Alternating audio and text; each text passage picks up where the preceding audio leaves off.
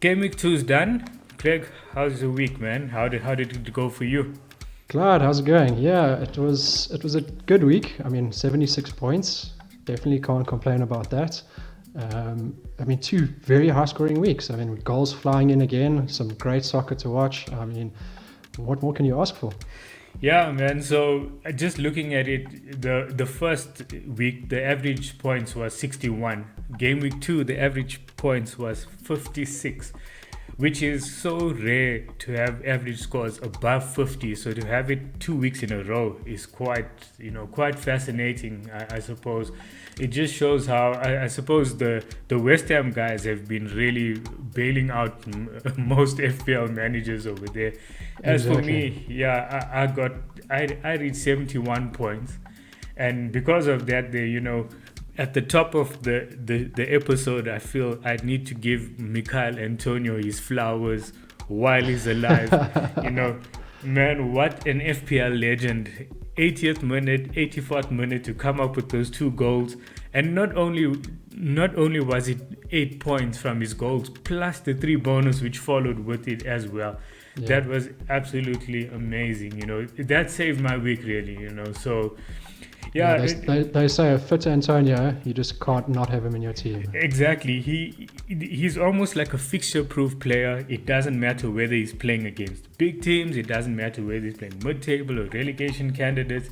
He's just a gift that keeps on giving in FPL. What an amazing player! I mean, What an amazing price. 7.5 million as well. yeah, I think that was the carrot dangled in front of us because of his injury record. But I think at this point in time, yeah, even at 7.5, even if he has to go to 8, if he's fit, he'll be in my team. Yeah, exactly. Yeah, so looking at just looking at my team over here, obviously I have some questions that I'll need to answer over my team. A few decisions I'm going to need to make because I have the three premiums at the moment with Salah, Fernandez, and Son. Yeah. And that was never going to be sustainable. It's affected the balance of my team. So, I've never liked the idea of having four defenders starting to begin with. I think we spoke about this during the preseason recordings as well.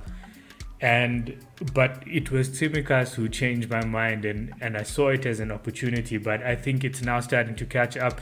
I've always liked the idea of having the extra attacker, because even though you have high scoring players like Trent Alexander-Arnold or Robertson who consistently score highly in FPL, but the attackers just give you that extra higher ceiling. Yeah. And Well, they've just got that unlimited ability to exactly, score, 20 points, 25 points in a game, and you're just not going to see that from the defenders. And I think that's probably one of the biggest reasons that I ended up going Bruno and not having him in my team to start off with, is because when I did scroll through, for the first few weeks it was going to be fine, but as soon as I started scrolling through on my fixture, my team planner, to game week 4 onwards, it suddenly became very difficult to maneuver my team around I sort of thought, if things change and I want to bring players in and want to do things, what are the sort of moves that I'm likely to make? And having Bruno in that squad made it very difficult to make any of the moves that I sort of predicted that I might need to make. And that is, like I said, the big reason that I didn't choose him. And so far, it's paid off for me. I've got Greenwood as my Bruno cover, and he's got 3 points less than Bruno, and he costs, 5 million less, 4.5 million less. yeah, So yeah. I mean that for me so far, I'm happy with that decision. Hopefully Bruno doesn't continue to make me pay. Yeah. Look, and that's the thing. Like, I think in game week 1, it paid off where all three of my premiums fired. Game week 2, all of them blanked. So hopefully that changes a little bit this weekend, and I can get away with it just for one more week until we get to the ending of the international break. Then I can decide what to do with him. But it looks Yeah. like depending on looking at, let's say, no drama with players coming back and needing to isolate or whatever, I'll have 2 free transfers to make during the international window, and I'll have to make a decision on either one of Fernandez and Son and decide. I think you have to pick between the two of them. Yeah. And there has been some good news on the players' quarantine front. They've said that none of the Premier League clubs will be releasing any players to countries that are on the red list. So essentially, any players that would have to quarantine aren't going to be going on international duty. Okay, so I suppose that's good news for FPL managers and Premier League clubs all over. And so exactly that. I'll have 2 free transfers that are, and it's kind of what I've always planned, to take 2 free transfers into the international window, because 2 weeks is such a long time. You just don't know what can happen with injuries or whatever it is. And also I felt, okay, with two free transfers, it gives me the opportunity to jump on a specific bandwagon, like Said Ben Rahma or someone like that, to be able to at 6 million bring him into my team. And especially if I move one of Fernandes or Son out of my team, that allows me 2 good mid-priced midfielders, the Jota, Greenwood, Ben Rahma, those type of players. There's a few options emerging in that bracket.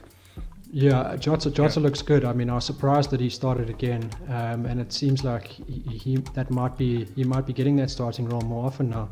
And I think now that Tsimikas' time is up and Robertson's going to be back, I think a lot of people are going to be rolling him out and rolling Jota into that midfield, because at 7.5, if he's getting 60 to 70 minutes every game, he's just too good to as an option for FPL. He's just almost an essential.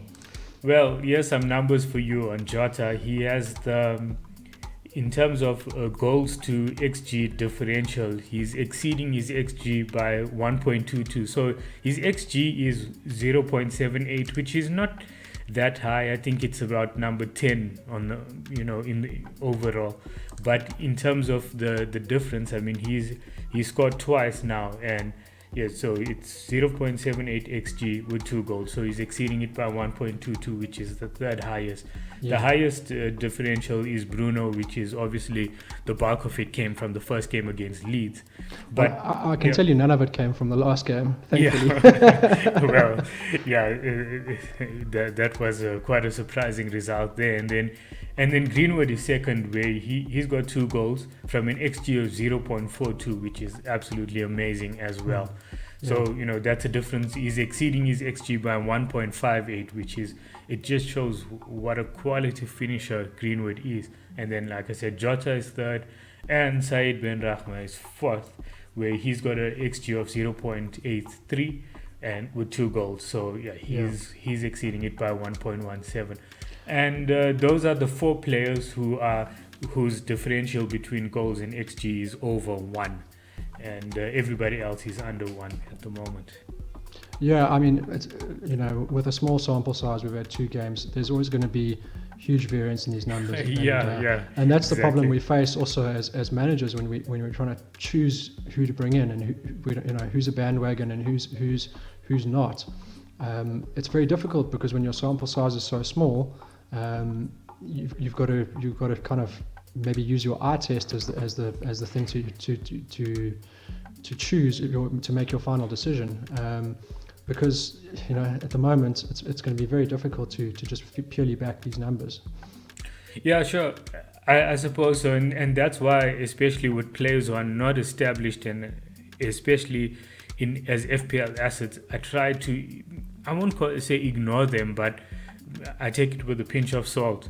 But especially with players like Bruno or Greenwood or Jota, they now kind of have built up a track record in FPL. So even though it's a small sample size, you look at it and you think, okay, you know what, they've been here, they've done this before, so you can trust them a little bit as well. Exactly, and I think that's key. Is it's the Ben Rahmas and the Jota to a certain extent. Jota, I don't think the problem is his stats. We know from last season that his stats, and even the season before, that his stats have always been very good. It's the minutes that he's going to play that's key, I think, with Jota. Especially around that 60-minute mark or coming on for 30 minutes, it becomes a bit of an issue. Yeah, exactly. And so looking at those numbers specifically, and we're speaking about Bruno as well. So let's, usually I suppose we'd start off with the captaincy kings. And so this week, I suppose, no Salah, Bruno, no problem. Because I think it's so amazing that 2 weeks in a row, both Salah captainers and Bruno captainers can shake hands and both go away home happy, because we kind of negated each other out and everything's fine in the game. Exactly, and I think everyone who's captain Salah in that early kickoff was watching the Man United game from behind the couch, because it was a scary thing to watch that game when you know that a lot of people had captain Bruno. But yeah, I thought Salah was very unlucky. I mean, he was fractions offside for a beautiful team goal. And really should have had an assist. I mean, I don't know how Mane managed to miss from a meter away, managed to miss the ball completely. He just couldn't sort his feet out. But I mean, he should have had a goal and an assist on any other day. And so I think Salah as a captain choice for me was still the right choice. Was still the right one. Look, I was a bit disappointed with Salah over there. I thought, he had the whole view of the line in front of him. So, to kind of make that run so early was a bit, unlike him, I suppose. But, just looking at that finish alone, you can see why he exceeds his XG so frequently, because it was such a class finish. I mean, it was such a beautiful goal. Even the commentators were just sad that it had been disallowed just because of what a good goal it was. Yeah, it was, man. Yeah, every time I see Salah play, I think I'm so fortunate that he's a Liverpool player, because to have someone like that, I suppose Man United fans feel the same about Bruno. When you have that player where you're just happy that they're on your side, because when they do something so special, you can at least celebrate it. Exactly. Yeah, and and is there anything specific that you've noticed this week that stuck out for you from any of the games? I think that obviously, I mean, there are a lot of games to go through, and I think obviously the Bruno blank was a bit of a warning in some respect, that there's some things that we need to remember about last season. That Bruno went through a patch, and quite a long patch, where he had very poor returns. So I think there's timing when it comes to having these guys in your team. When he's not going to just bring you 20 points every game week, and there are going to be stretches where these premium assets don't perform, and that's where the big decisions come in. Whether it's to stick with them and through those bad patches. Salah was the same last season; he had a bad patch. Do we stick with them, or do we twist and look at other options until that form comes back? The one thing that does worry me about Bruno specifically is I think there are going to be a lot fewer penalties that are awarded this year with the change in the refereeing rules. It's much harder to win a penalty, and he scored a lot of penalties last year. That's a big piece of his point pie, let's call it. I think that's one to watch. And then with fixtures, there sort of seems to be a bit of a swing in fixtures in game week 4. So it's going to be interesting to see what people do. If there's talk of people taking Salah out of the team, taking Bruno out of their team, and starting to look for other assets like Lukaku, Son, Kane if he starts, if he's playing again. So I think there are going to be some big fixture swings in the next couple of weeks. And then in terms of the game specifically, I thought, if we talk about the Aston Villa Newcastle game, I thought Tyrone Mings in defence really I thought he was very impressive, and I think if we're looking for a Villa defender, I think he's certainly the guy to go for. And then obviously you had your usual suspect of Danny Ings putting away an incredible overhead kick. What a goal that was! Did you see it? Yeah, and Danny Ings.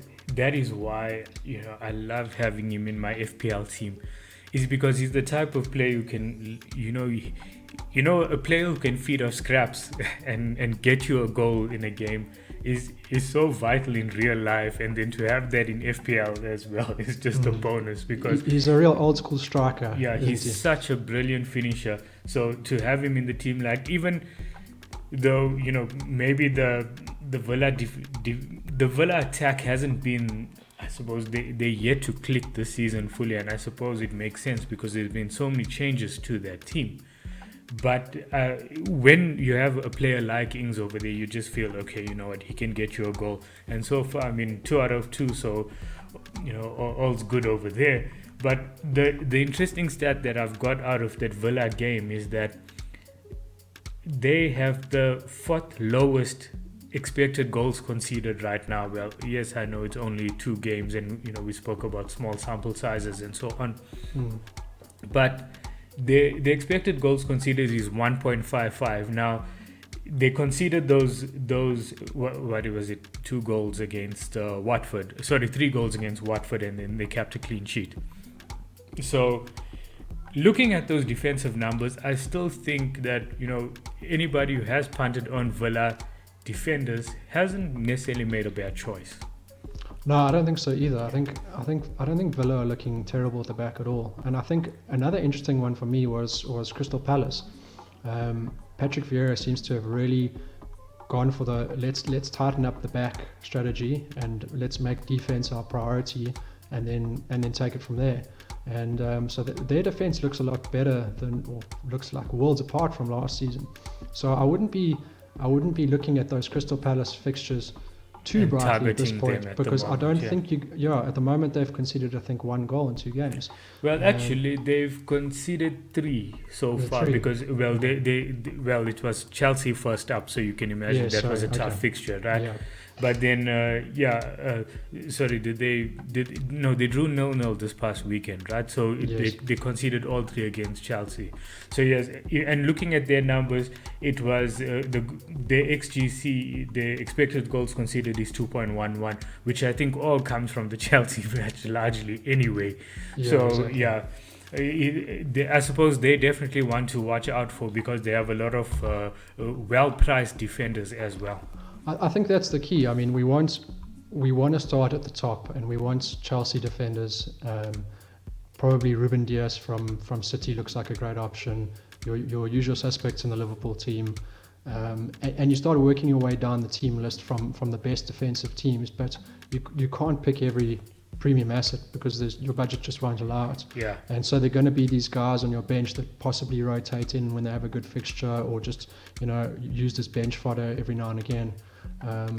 But you want to be choosing those just as carefully, because it can be important. So you start to eye out these teams that do have these cheap players and are looking like their defenses are improving, so that you can make the right moves, especially when you look at that wild card.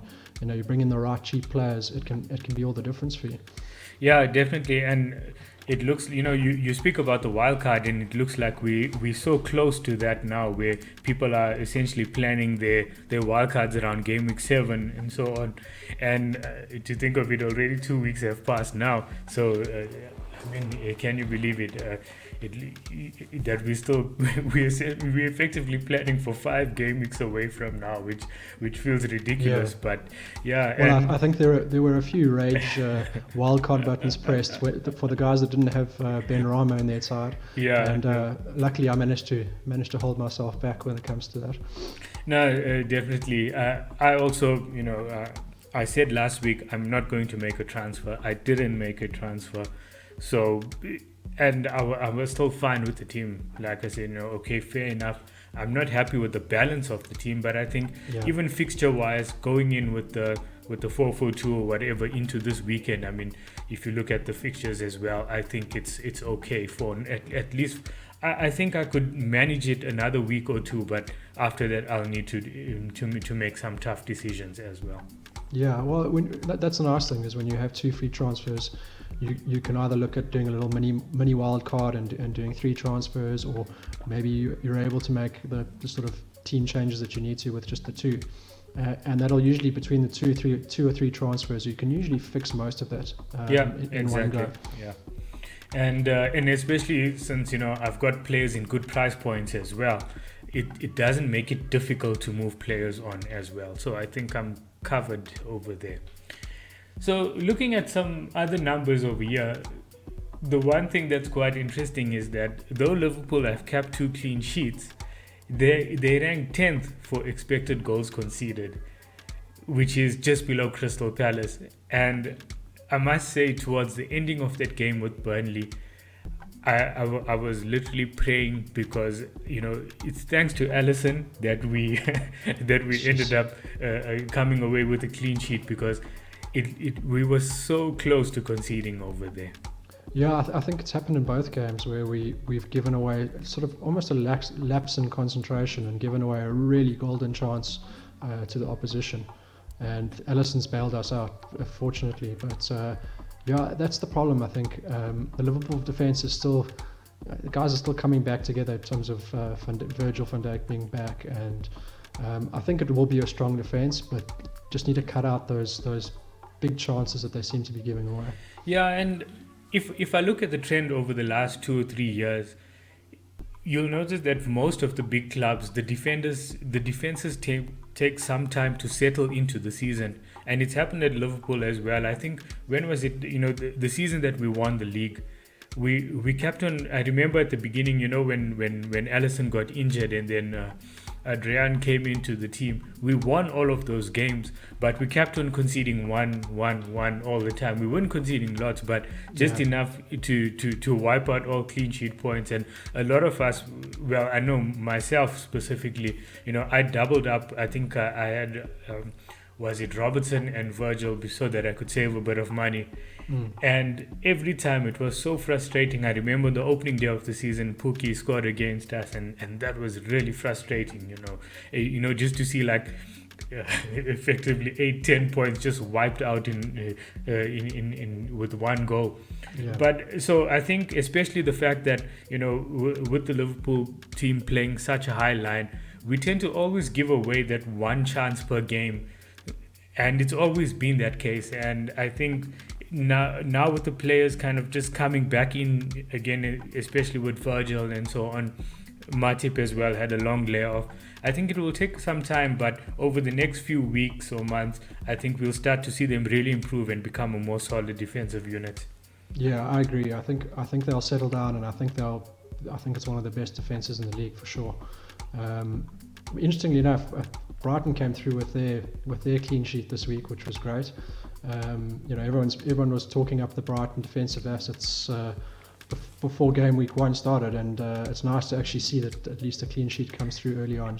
And not only did they keep a clean sheet, they actually scored for 2 games in a row. Exactly. Neil Maupay, look, he was very fortunate to have one of those. Was it the first game, right? But it was a howler. But man, when he's scoring as well, then okay, maybe Brighton are serious this season.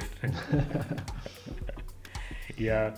So just checking some numbers over here as well. So Brighton's expected goals conceded is 1.84. They've only conceded the 1, which is so it shows that they're looking much more defensively solid. Sanchez probably making some saves there as well. And then also looking at their XG, they've got an XG of 3 and they've scored 4 goals. They actually, after a very long time, are actually exceeding their XG, which is, man... Yeah, that's quite incredible. I think that's been a long time coming. Exactly, because especially last season, it was so frustrating. You kind of just... When you had players like Maupay in your team, or Solly March or Trossard or whatever, you're kind of hoping rather than expecting that they could just fulfill that XG potential. But this season, they definitely one that I'm keeping an eye on at the moment. And even look at what Neil Maupay is, like 6.5 or whatever it is. He's still a bargain at that price. Yeah, I think he is a bargain. I think there's still a lot of better options out there in terms of strong. Yeah, no, sure, definitely. But he's one to watch for sure, and maybe when they do have that good run of attacking fixtures, he'll be the one to bring in. But I mean, for the moment, I think defensively they're the way to go. And at the moment, for the next 6 game weeks, Brighton are ranked in 5th place, just behind Chelsea in terms of defence. So still great assets to own for at least the next 6 weeks. Yeah, definitely. And I'm not sure if I've mentioned Chelsea's expected goals conceded, but they're amazing, 0.63. But look, I suppose for now we'll need to take that with a pinch of salt, because it's Crystal Palace, which don't have a good attack at the moment from what I'm seeing. Yeah, and then one of the worst teams in the league. And then one of the worst teams in the league who are way down. Talking about that team, Arsenal are sitting. Their expected goals conceded is 4.34, and they've conceded 4 goals. So they're not even trying to stop the goals. It's just going in. And then their XG, let's look at their XG is 1.54, and they've scored nothing. Yeah. So that is absolutely shocking. They look like a team in disarray at the moment, for sure. I won't be surprised to see some managerial change there soon over the next few. So. I could see it even happening during the international break. We've seen it at previously, like Brendan Rodgers, being moved on for Klopp. We've seen it with many other clubs as well. I think that it might very likely be the case there, where they change coaches during the international break. Yeah, I think they might need to. I think the problem is that they also kind of had this transfer window to sort out the sort of player issues that they had at the club. And I don't think they've done well there. They've spent the most amount of money. They've brought in Ben White and Aaron Ramsdale. Odegaard looks like a good signing on the plus side, but I think there's no happiness in the change room there at all. Yeah, that needs to be sorted out. No, exactly. As a priority. And there doesn't seem to be a real cohesive plan on how they're going about buying players as well. I mean, we were on the Banker X chat last night, on Twitter Spaces doing a football chat, and it was Kojik who mentioned that Arsenal bought 6 Volvos. they spent this 130 million by going and buying 6 Volvos rather than just going and plugging the squad in with two quality signings. So exactly. There doesn't seem to be any cohesiveness in their plan and so on. And even when players like Aubameyang, Lacazette come back, they still don't look like a team that will fill me with much confidence. Like, defensively, they didn't look bad last season, but they're still not good as FPL assets anyway. No, it's unfortunate because I did think I have Ben White in my team at the moment, temporarily possibly. And one of the reasons I chose him is because from game week 4 onwards, their defensive fixtures are fantastic. And the thing that was really concerning me about having him to start off with, though, was that he was just owned by so many people. And I was worried that if he had a bad start, then you start to get so many people own him, the price drops, people start getting rid of him. And I didn't want to make a defensive transfer. And I was forced into a transfer last week when Watkins, who I thought was a guaranteed, a bruised knee in the first game, 50-50 to start, said, let me take a gamble because he'll definitely play game week 2. Didn't happen. Now I had to make a transfer there, and now I've got Ben White sitting on my bench, and he looks like he's going to drop in price.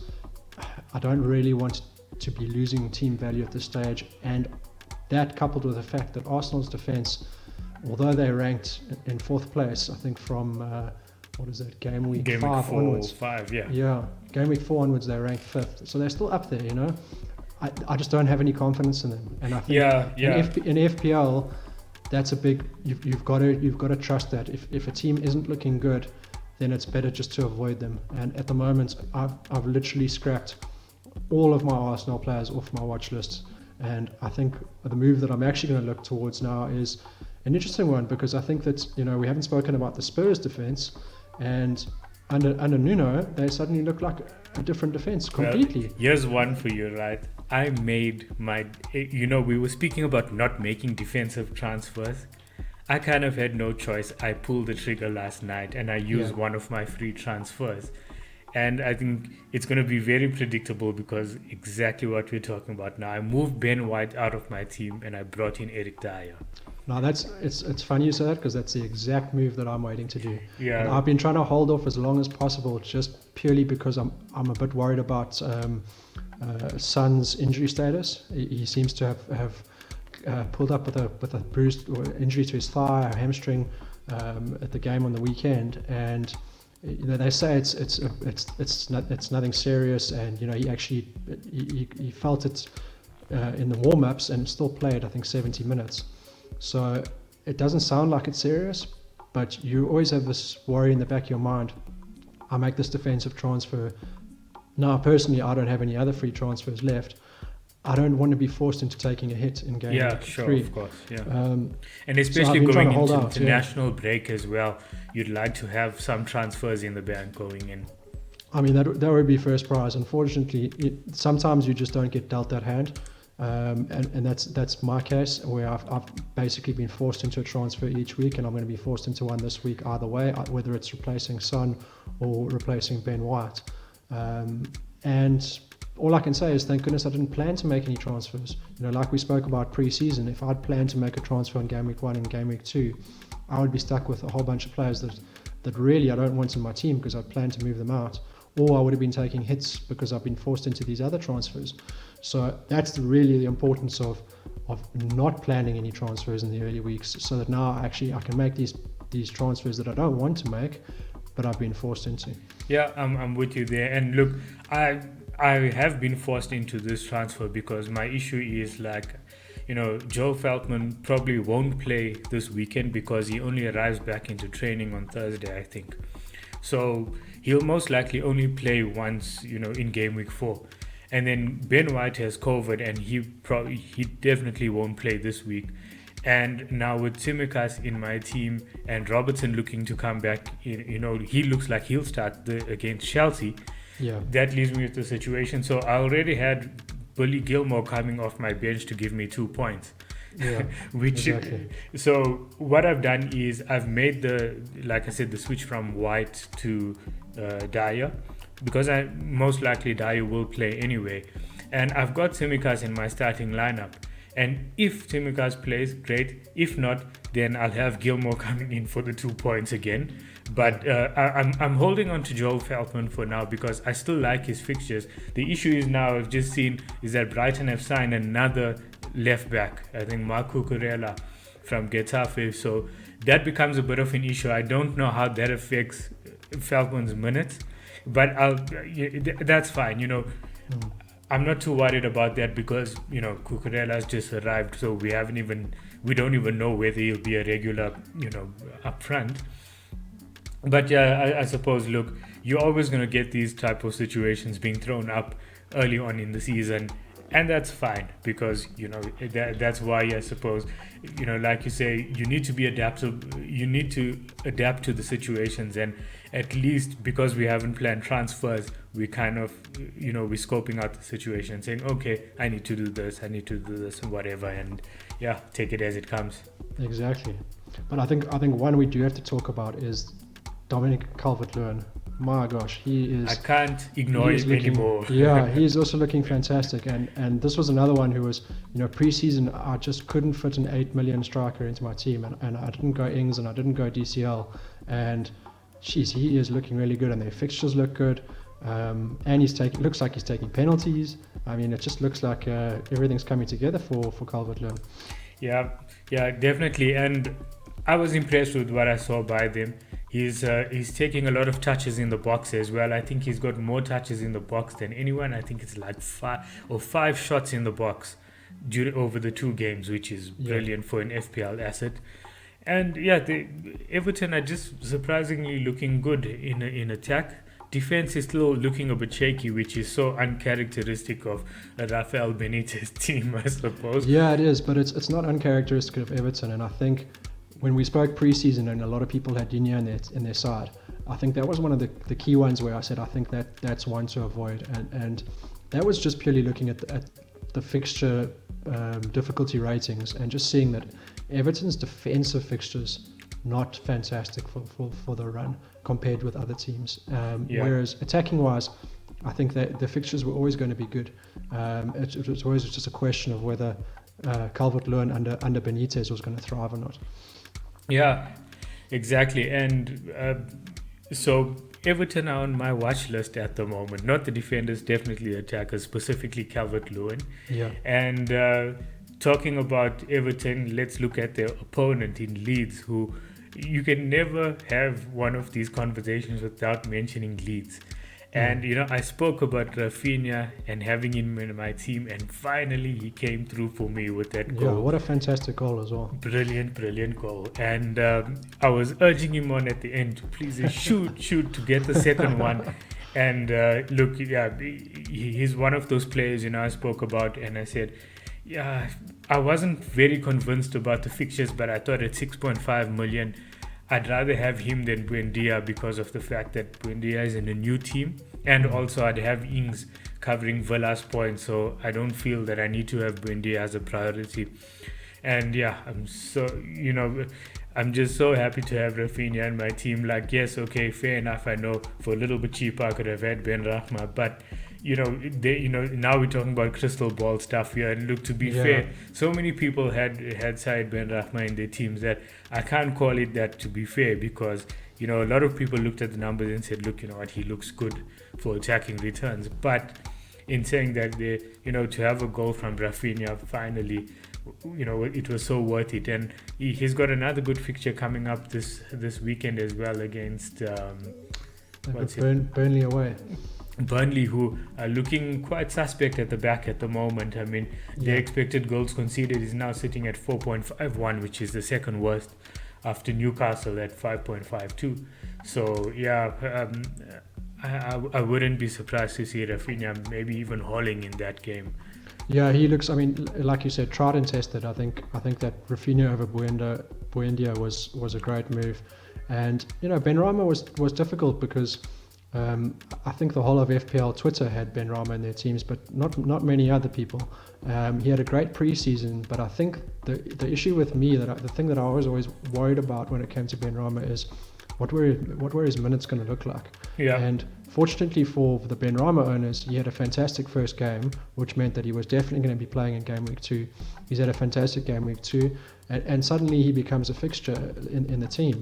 I don't think Moyes talks very highly of him. Every press conference he sort of sees, instead of saying, oh, that was a fantastic performance, what a player, he always makes these weird comments where he's like, yes, he's getting better, but he still needs to work on this, and he doesn't really talk up Benrahma at all, which is quite different to other managers. A guy like Jurgen Klopp would be screaming from the stands at how amazing this young player is and so good to have him in my team, and that I think those comments, even after the first game from Moyes, was made me a little bit nervous of him still. But he really, Benrahma is showing himself also to be a I'll put it on record. If we're talking about real life football, the two players that I'd love to have at Liverpool are Rafinha or Said Benrahma. I think they're such exciting players to watch. Yeah, I think I'd take Rafinha. I'm not convinced. I think so too. I'm not convinced on Benrahma's quite yet. But I think Rafinha, for me, you can see that there's quality there. Yeah, I think I just like them because they're the type of players where they get you off your seat. They're those exciting players, and even as a neutral watching them, you pumped up to see them play. So yeah, I think it's for very superficial reasons, I suppose. But yeah. And so now looking at Spurs, we spoke about their defensive assets, but just checking out their XG over here, they sitting at an XG of 2.59, and they've scored two goals, right? So over the two games, so they're not that fluid in attack at the moment. But it seems like they're playing like a typical Nuno team who are strong very organized, strong defensively, and they can hurt you with limited opportunities. Yeah, I think they played City in the first game, where City were all over them for the majority of the game, and Wolves aren't on a bad defensive side. I mean, they come up quite sharply in the rankings. I mean, from this week they're already the 7th best defensive team, and then they go to 6th and 5th by Game Week 6. So Wolves are a good defensive side. They're certainly in the top 10 defensive sides in the Premier League. So I wouldn't give too much worry to Spurs' attack at the moment in terms of that. I think they have looked good in patches. Kane we're still waiting to see what happens with that whole saga. But if he's back, he'll certainly add to their attacking output. Yeah, definitely. And I think, interestingly enough, I think Nuno has done a sort of a masterclass in bringing Dele Alli in from game week 1 and playing you box can to see, box. Yeah, and you can see he's got confidence. Like, he's got that confidence back, and Dele Alli seems like the kind of player you really want to have in your dressing room on your side. And I think Nuno's done well. You'd almost feel like he's gone to him behind the scenes and said, "You're my best player. Like, I need you to perform." He's the kind of player that needs you to say that to him. And he's been given responsibility. He got given the penalty, and then you see a guy like that will start shining, and he's emerging as an option at 6.5 million. He could be a win if his form continues. But I think Kane and Son are the obvious choices at the moment in terms of the Spurs attack. And with all the euphoria around Michail Antonio, the one player I can't believe I've waited this long in this episode to mention him is Riyad Mahrez. Finally scores, comes off the bench and saves so many people. Oh, thank goodness he scored. I mean, when I saw the team news come out and he was on the bench, I was just, I can't believe this. This Pep Roulette game is just too much for me. I mean, there was a guy that I was like, well, he's been through the whole preseason. He's been training longer than anyone else. Surely, at least the first 3 game weeks, we've got a nailed-on starter and a guy that Pep put all his trust into at the end of last season for all the big games, and then he doesn't even start. And thank goodness he came off the bench and scored and at least got some points. But I mean, isn't it amazing that's because of Pep Roulette? I mean, they scored 5 goals against Norwich. We haven't even spoken about that game, and they had 4 different goal scorers and an own goal. So yeah, I mean, that's the problem you've got with City players, is you want to have one in your team so badly because they can win a game 5-0, but then the problem is the goals get distributed. Yeah, they don't have a talisman at the moment. Yeah, they've got no talisman. Yeah. And then who do you choose, because you don't know who's going to be benched this week? I mean, Grealish looks like he might be one of the most nailed-on players. Grealish and Gundogan. It's going to be tough, and you go back to the old thing that we did last season of just avoiding Man City players completely, even though they're the best assets to own, because you just don't know if they're going to start. Yeah, like how I did it last season was, like, if I saw that, okay, Kevin De Bruyne missed 2 games, then I'll take a punt on him and I'll say, okay, fine, he's coming into my team. I'm going to captain him or whatever, and then look to shift him out.